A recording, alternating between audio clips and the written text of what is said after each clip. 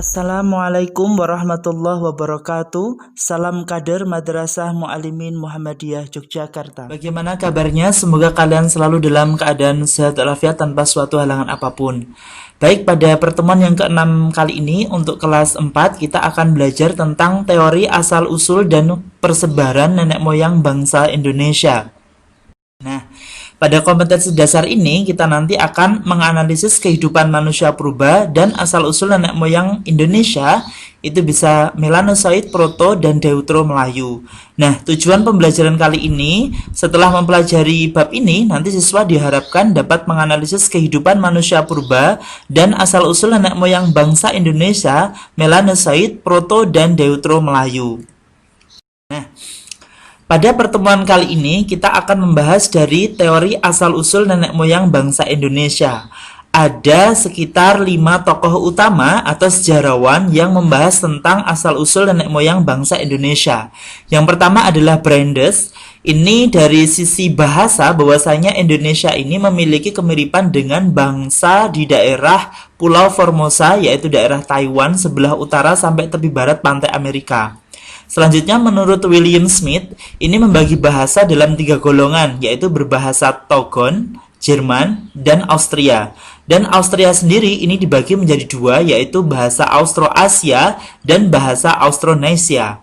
Nah, selanjutnya von Heinkelder ini menyampaikan bahwasanya bangsa Indonesia ini berasal dari Asia Daratan. Kenapa? Karena ini dapat dilacak dari adanya bekas peninggalan beliung atau kapak tua. Nah, selanjutnya Muhammad Yamin sendiri menyampaikan bahwasanya nenek moyang bangsa Indonesia berasal dari daerah Indonesia sendiri dan bahkan daerah Asia yang lainnya berasal dari Indonesia.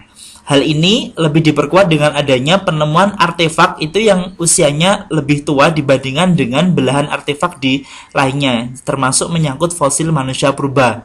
Selanjutnya pendapat yang terakhir adalah Hakern ini menyampaikan bahwasanya bangsa Indonesia ini berasal dari Champa atau Kamboja. Nah, selanjutnya kedatangan dan persebaran nenek moyang bangsa Indonesia. Ini proses kedatangannya ini dibagi menjadi 2 gelombang. Gelombang yang pertama ini bangsa Proto Melayu atau Neolitikum ini melalui jalur barat yaitu dari Yunan, dataran Cina, ini menuju ke Semenanjung Malaya atau Malaysia, kemudian ke Kalimantan, ke Jawa, dan ke Nusa Tenggara, ditandai dengan adanya kebudayaan kapak persegi. Selanjutnya, dari jalur timur, ini adalah Teluk Tonkin dari Vietnam, ini ke pantai Asia Timur, selanjutnya ke Taiwan, ke Filipina, Sulawesi, Maluku, Papua, bahkan sampai ke Australia. Hal ini ditandai dengan adanya kebudayaan kapak lonjong. Nah, untuk gelombang yang kedua, ini adalah bangsa Deutero Melayu. Ini lebih mudah dibandingkan dengan bangsa atau mungkin ras dari Proto Melayu. Kebudayaan yang berkenal di sini adalah mengenal perunggu, yaitu datang dan mendesak Proto Melayu dan tinggal di pesisir pantai. Mereka dari Yunan di Tiongkok Selatan. Nah, pada gelombang yang kedua ini sudah terjadi percampuran antara ras Indonesia atau nenek moyang kita sudah dengan pendatang. Nah, selanjutnya rute persebaran nenek moyang Indonesia ini kebudayaan bangsa Austronesia, yaitu menyebar hingga ke Teluk Tonkin Vietnam yang awalnya dari Yunan atau Cina Selatan.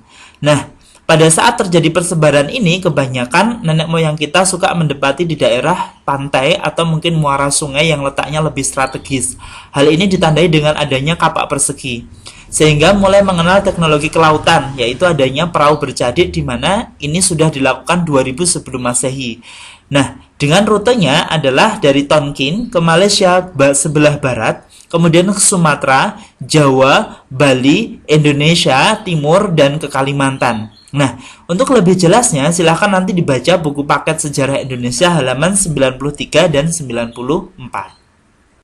Nah, pada persebaran nenek moyang bangsa Indonesia, ini ada ciri kedatangan nenek moyang bangsa Indonesia. Ciri gelombang 1 ini adalah kebudayaan Neolitikum dengan adanya perahu bercadik 1. Lalu pada migrasi yang kedua ini adanya perahu bercadik 2 dan bangsa campuran antara Mongoloid dengan Melayu, lahirlah Proto. Ini adalah seperti suku Batak, Dayak, dan Toraja yang lebih tua. Lalu suku yang lebih muda atau ras lebih muda ini adalah Deutero, lahirlah suku Jawa, Sunda, dan Bali. Nah, untuk lebih detail dengan penjelasannya, silahkan baca buku halaman 95 poin A yang disampaikan oleh sejarawan kita Bapak Sukmono. Dan selanjutnya, pada terbentuknya keanekaragaman suku bangsa dan budaya di Indonesia, itu sekitar datang sekali lagi 2000 sebelum Masehi dari Cina Selatan. Dan karena kondisinya geografis yang berbeda-beda, hal ini menyebabkan terpisahnya antara satu kelompok masyarakat dengan masyarakat yang lain karena isolasi geografis. Hal ini maka memunculkan kelompok dan pola hidup, adat istiadat, dan kepercayaan ini berbeda antara satu dan yang lainnya. Bahkan ini juga terkait dalam hal kepercayaan dan mitos. Sehingga muncullah adat dan istiadat yang berbeda antara satu dan yang lainnya hingga sekarang ini. Nah, untuk lebih jelasnya silahkan baca buku di halaman 95 hingga 96. Nah, pada poin yang C ini adalah hubungan antara rumpun bangsa Proto, Deutero Melayu, dan Melanesoid dengan asal-usul nenek moyang bangsa Indonesia. Nah, secara umum, sejak zaman praaksara ini ada 3 bangsa yang utama, yaitu bangsa Melanesia atau Melanesia Mongoloid, lalu yang kedua bangsa Melayu tua atau kita sebut sebagai Proto Melayu, dan ketiga bangsa Melayu muda atau Deutero Melayu. Untuk lebih jelasnya nanti bisa dilihat pada halaman 97 dan 98. Pada gambar tersebut nanti kalian akan melihat suatu bagan, yaitu persebaran nenek moyang bangsa Indonesia yang berasal dari Yunan Utara, kemudian terbagi menjadi Papua Melanosoid, Proto Melayu, lalu Deutero Melayu.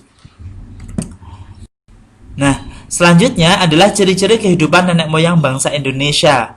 Pada perbandingan rumpun bahasa, ini adanya kebudayaan kapak persegi, maka menggunakan bahasa Austronesia, yaitu bahasa yang digunakan masyarakat seperti di Indonesia, Polinesia, Melanesia, dan Mikronesia.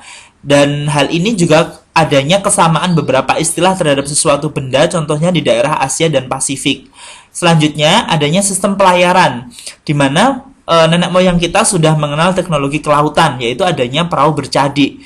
Secara evaluasi ini di daerah Asia Tenggara atau penggunaan adanya evolusi dari sistem pelayaran teknologi kelautan pada masa itu. Nah, selanjutnya masyarakat pada saat itu nenek moyang kita juga sudah mengenal namanya posisi perbintangan atau astronomi dan arah mata angin.